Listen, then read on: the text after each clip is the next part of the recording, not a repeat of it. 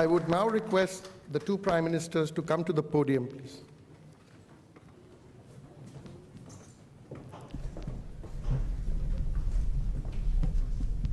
Excellencies, we will witness the exchange of 6 documents अब between हम India and Bharat Japan. और Japan के बीच 6 दस्तावेजों के आदान प्रदान के साक्षी बने in the field of cyber security for information sharing, capacity building programs, सहयोग ज्ञापन यह सूचना साझाकरण क्षमता निर्माण के लिए है साइबर सुरक्षा के क्षेत्र में।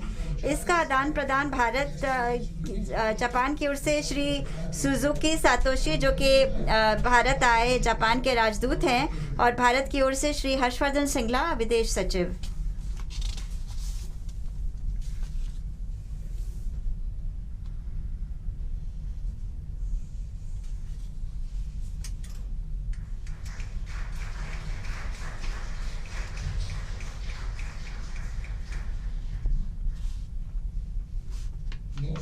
अगला जापान अंतर्राष्ट्रीय सहयोग agency 20,400 crores for projects in connectivity, water supply and sewerage, horticulture, healthcare, and biodiversity conservation in various states.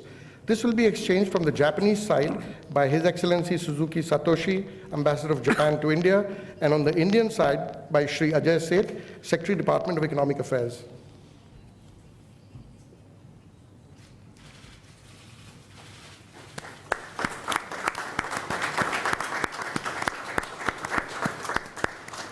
Next, we have diplomatic notes for amendment in Annex 2 of India-Japan Comprehensive Economic Partnership Agreement, CEPA, and protocol for amendment of Article 7 of Implementing Agreement under India-Japan CEPA. This will be exchanged from the Japanese side by His Excellency Suzuki Satoshi and Shri BVR Subramaniam, Commerce Secretary of India. Next, we have a memorandum of cooperation on decentralized domestic wastewater management. This will be exchanged on the Japanese side by His Excellency Suzuki Satoshi, the Ambassador of Japan to India, and Shri Pankaj Kumar, Secretary in the Ministry of Jal Shakti. Number 5 is India-Japan Industrial Competitiveness Partnership Roadmap. This will be signed on the Japanese side by Mr. Hirose Naoshi, Vice Minister for International Affairs, Ministry of Economy, Trade and Industry, and on the Indian side by Shri Anurag Jain, Secretary, Department of Promotion of Industry and Internal Trade.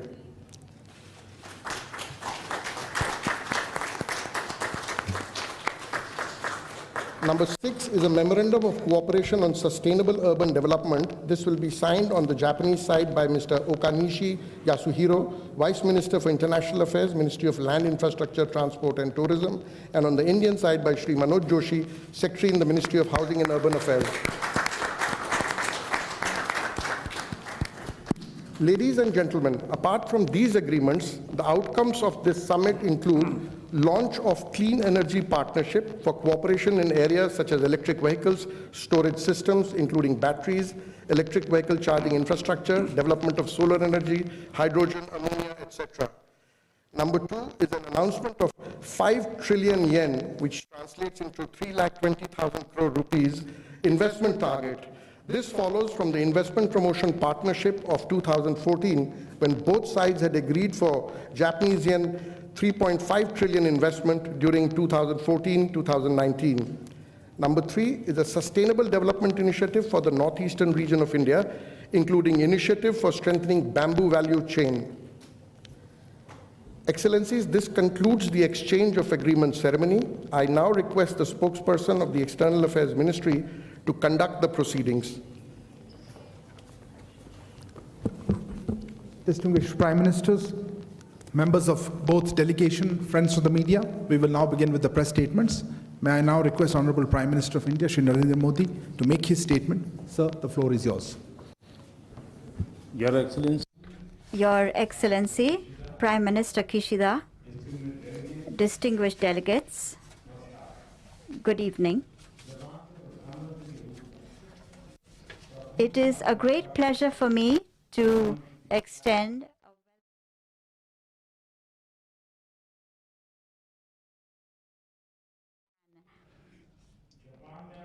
I express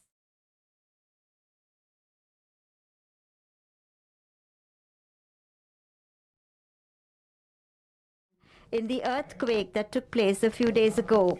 Friends, Prime Minister Kishida has been an old friend of India. As Foreign Minister, he has visited India several times, and I have had the opportunity to exchange views with him. Over the last several years, the India-Japan global special- partnership में जो अभूतपूर्व प्रगति देखने को मिली, उसमें प्रधानमंत्री Kishida की महत्वपूर्ण भूमिका रही है। आज की हमारी समिट का आयोजन एक बहुत महत्वपूर्ण समय हुआ है। विश्व अभी भी कोविड-19 और उसके दुष्प्रभावों से जूझ रहा है। वैश्विक इकोनॉमिक रिकवरी की प्रक्रिया में अभी भी अड़चनें आ रही हैं। जियोपॉलिटिकल घटनाएं भी नई चुनौतियां प्रस्तुत कर रही हैं। इस संदर्भ में भारत जापान पार्टनरशिप को और गहन करना सिर्फ दोनों देशों के लिए ही महत्वपूर्ण नहीं है, इससे इंडो पैसिफिक क्षेत्र और पूरे विश्व के स्तर पर भी पीस, प्रॉस्पेरिटी और स्टेबिलिटी को प्रोत्साहन मिलेगा।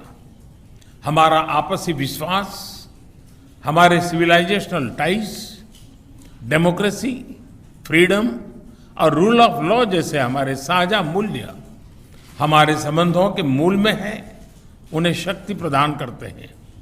आज की हमारी चर्चा ने हमारे आपसी सहयोग को नई ऊंचाइयों तक ले जाने का मार्ग प्रशस्त किया है। हमने द्विपक्षीय मुद्दों के अलावा कई क्षेत्रीय और वैश्विक मुद्दों पर विचारों का आदान प्रदान किया। हमने यूनाइटेड नेशंस और अन्य अंतर्राष्ट्रीय मंचों पर भी अपना समन्वय बढ़ाने का निर्णय लिया। फ्रेंड्स, भारत जापान आर्थिक पार्टनरशिप में पिछले कई वर्षों में अभूतपूर्व प्रगति हुई है। दोनों देशों के बिजनेसेस में जबरदस्त विश्वास है, उत्साह है। जापान भारत में सबसे बड़े इन्वेस्टर्स में से एक विश्वस्त साथी है। डेडिकेटेड फ्रेट कॉरिडोर और Mumbai Ahmedabad high speed rail जैसे हमारे फ्लैगशिप प्रोजेक्ट्स में जापान का सहयोग उल्लेखनीय रहा है। हम इस योगदान के लिए बहुत बहुत आभारी हैं। Mumbai Ahmedabad high speed rail project में अच्छी प्रगति हो रही है। दोनों देश इस पर वन टीम वन प्रोजेक्ट की अप्रोच के साथ काम कर रहे हैं। यह प्रोजेक्ट भारत जापान पार्टनरशिप का एक बेहतरीन उदाहरण है। मुझे प्रसन्नता है कि हमने 2014 में निर्धारित 3.5 ट्रिलियन जापानीज येन का इन्वेस्टमेंट टारगेट पार कर लिया गया। हम अपने महत्वाकांक्षाओं को और बढ़ाने का निर्णय लिया है और आने वाले 5 वर्षों में 5 ट्रिलियन येन, 5 ट्रिलियन येन मतलब करीब 3,20,000 करोड़ रुपए का नया टारगेट तय किया है। आप सभी जानते हैं कि पिछले कुछ सालों में भारत ने व्यापक आर्थिक रिफॉर्म अपनाए हैं और ईज ऑफ डूइंग बिजनेस में बड़ी छलांग लगाई है। आज Bharat make in India for the world के लिए असीम संभावनाएं प्रस्तुत करता है। इस संदर्भ में जापानीज कंपनीज बहुत समय से एक प्रकार से हमारी ब्रांड एम्बेसडर्स रही है। हमारे बीच टेक्नोलॉजी और इनोवेशन सेक्टर्स में पार्टनरशिप में नए आयाम जुड़ रहे हैं। हम जापानी कंपनीज को भारत में अनुकूल माहौल उपलब्ध कराने के लिए प्रतिबद्ध हैं। आज लॉन्च किया गया India Japan industrial competitiveness partnership road map इसके लिए एक कारगर मैकेनिज्म सिद्ध होगा। जापान के साथ हमारी स्किल्स पार्टनरशिप भी इस दिशा में कारगर भूमिका निभाएगी। फ्रेंड्स, भारत और जापान दोनों ही सिक्योर, ट्रस्टेड, प्रिडिक्टेबल और स्टेबल एनर्जी सप्लाई के महत्व को समझते हैं। ये सस्टेनेबल इकोनॉमिक ग्रोथ के लिए, उस लक्ष्य को पाने और क्लाइमेट चेंज की समस्या से निपटने के लिए बहुत ही अनिवार्य है। हमारी क्लीन एनर्जी पार्टनरशिप इस दिशा में लिया गया एक निर्णायक कदम साबित होगा। कई अन्य महत्वपूर्ण बिंदुओं पर भी आज हमारे बीच सहमति बनी है, घोषणाएं हुई हैं। प्रधानमंत्री किशिदा की यह यात्रा Bharat Japan special strategic and global partnership में नए आयाम जोड़ने में सफल रही है। मैं एक बार फिर प्रधानमंत्री किशिदा और उनके डेलीगेशन का भारत में बहुत बहुत स्वागत करता हूं। धन्यवाद। Thank you, sir. Thank you, sir. May I now request His Excellency, Mr. Kishida Fumio, Prime Minister of Japan, to make his press statement. Excellency, the floor is yours. はい、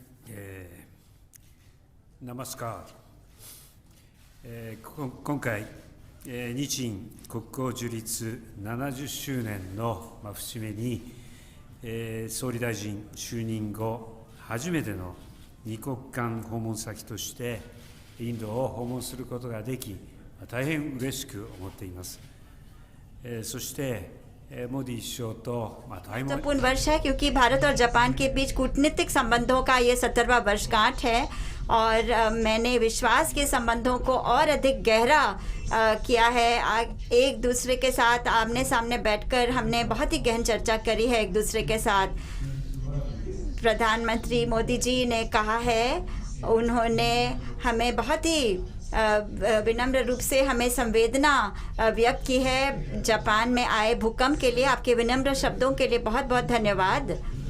इस वक्त पूरा विश्व जो है यह कई घटनाओं की वजह से बहुत ही हिल गया है क्योंकि कई ऐसे घटनाक्रम हो रहे हैं विश्व में और भारत और जापान हम कई मूल्य साझा करते हैं जैसे कि लोकतंत्र, कानून का शासन। तो बहुत ज़रूरी है कि हम निकट साझेदारी करें और द्विपक्षीय संबंधों के माध्यम से और कई अन्य मंचों में जैसे कि क्वाड मंच प्रारूप में, ताकि हम एक खुला और मुक्त हिंद प्रशांत क्षेत्र को सुनिश्चित कर सकें।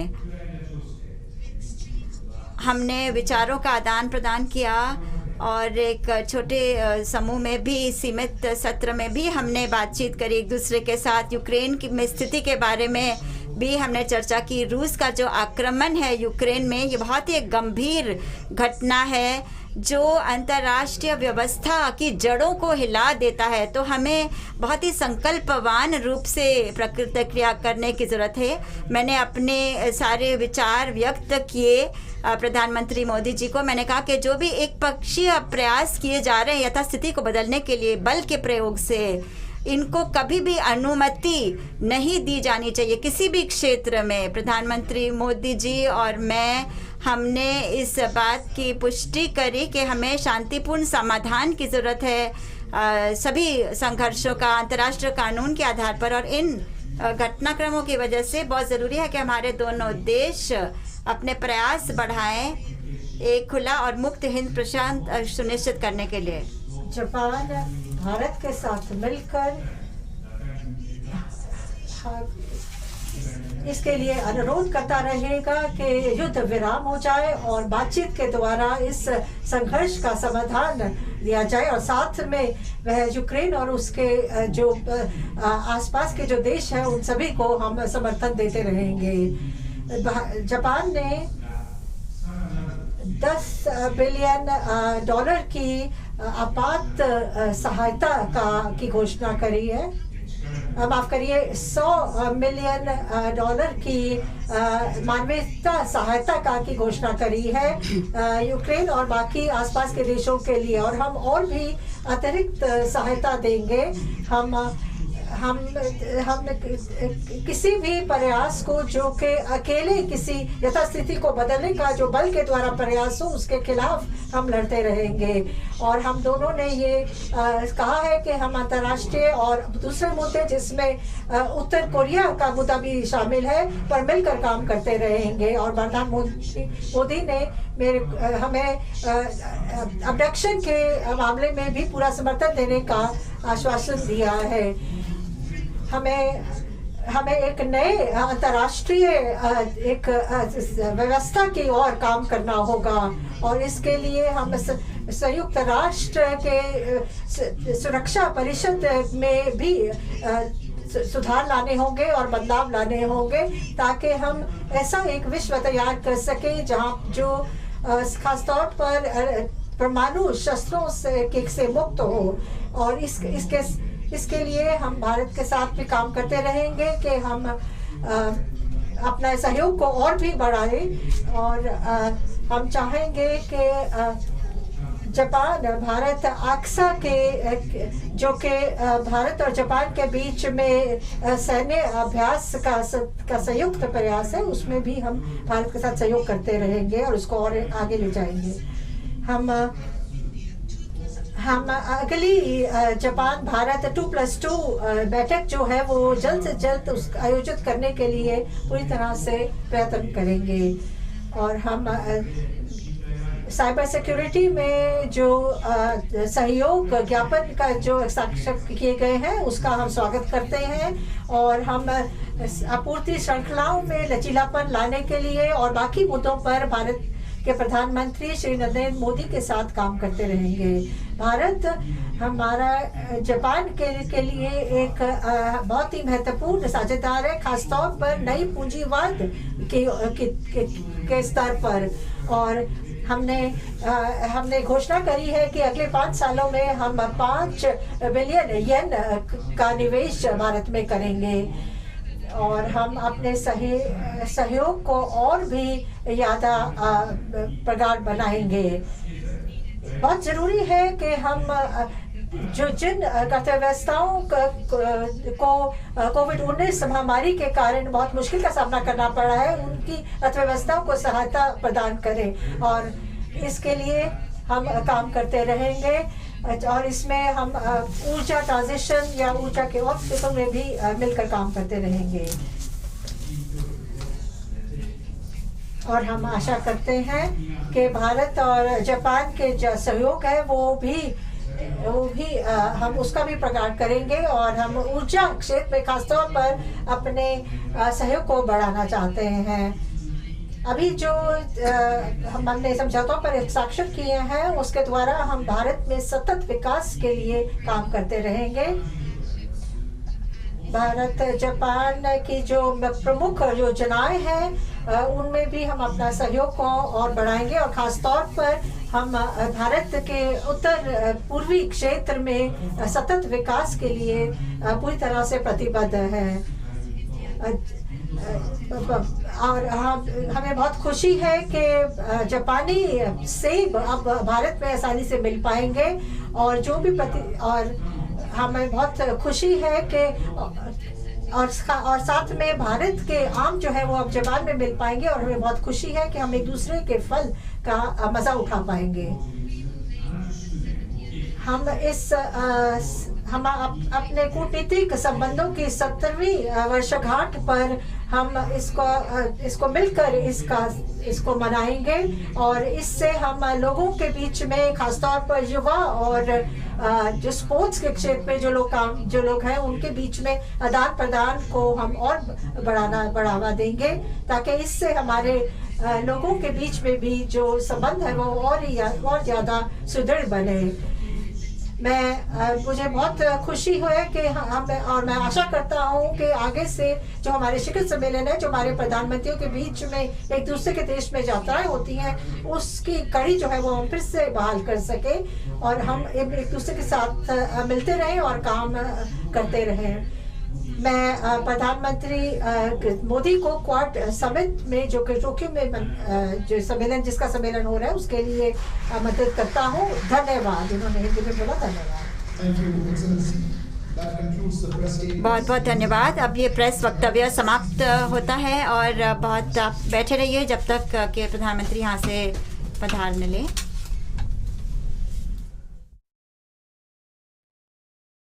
हाउस से सीधा प्रसारण जहां पर जॉइंट स्टेटमेंट दोनों देशों की जारी की गई और बेहद महत्वपूर्ण है। दोनों देशों के बीच 6 सहमति पत्रों का आदान प्रदान किया गया जिसमें जापान से निवेश से संबंधित 7 समझौते शामिल